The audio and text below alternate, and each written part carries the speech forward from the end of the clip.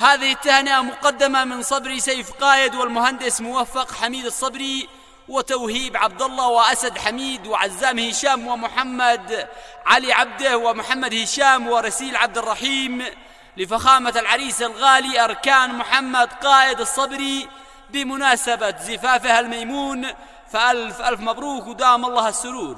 كلمات الشاعر محمد حبارة، أداء المنشد معروف الغنامي. أشرقت شمس الفرح والطرب من حولنا والسعادة عندنا يومي والفرحة حضور. أشرقت شمس الفرح والطرب من حولنا والسعادة عندنا يومي والفرحة حضور. من سماء الحرية زمجرت أفراحنا في زفاف أركان جاءت تشاركنا الطيور، تحتفل شارعب معه وسريكه مثلنا، تحتفل والأرض صار كلها بهجة ونور. افرح افرح يا عريس يا أمير من بيننا، الفرح لك تم مبروك يا بدر البدر.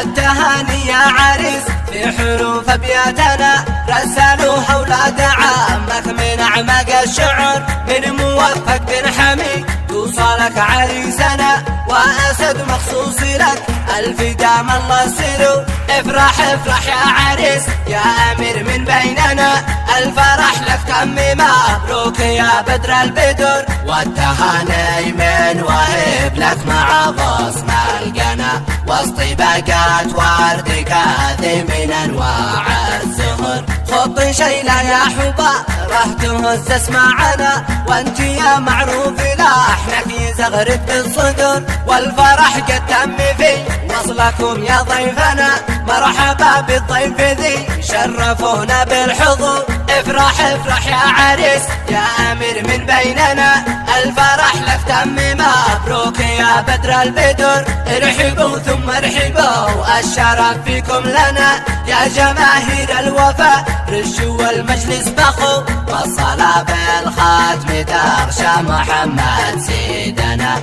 ألف صلى الله عليه عد الأيام والشهور. أشرقت شمس الفرح والطرب من حولنا والسعادة عندنا يومي والفرحة حضور. من سماء الحرية زمجرت أفراحنا في زفاف أركان جاءت تشاركنا الطيور، تحتفل شارعب معه وسريكه مثلنا، تحتفل والأرض صار كلها بهجة ونور. افرح افرح يا عريس يا أمير من بيننا، الفرح لك تم مبروك يا بدر البدر.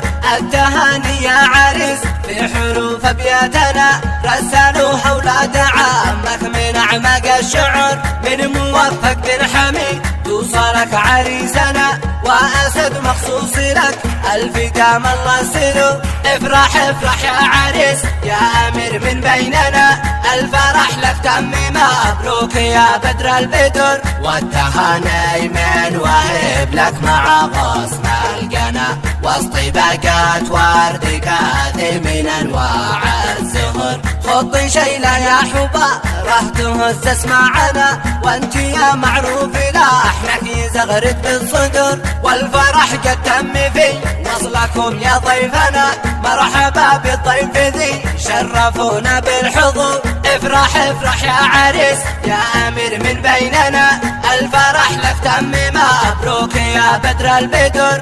ارحبوا ثم ارحبوا الشرف فيكم لنا يا جماهير الوفاء، رشوا المجلس بخو والصلاة بالخاتم تغشى محمد سيدنا.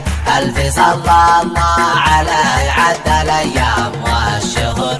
ألف صلى الله عليه عد الأيام والشهور.